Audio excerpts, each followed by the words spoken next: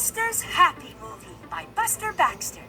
Ah, birthdays. Is there anything better? Arthur and his friends were all gathered for his birthday when there came an enchanting sound outside. Arthur's heart swelled with joy. And as he made his way over to his favorite people in the world, there was a friendly knock on the door.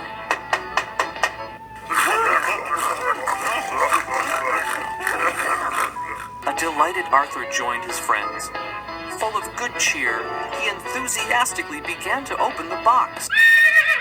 So, with his friends yelling wildly, Arthur thought, what a happy birthday this is. The end. Wow, that was spectacular. That was not eat. That was porn.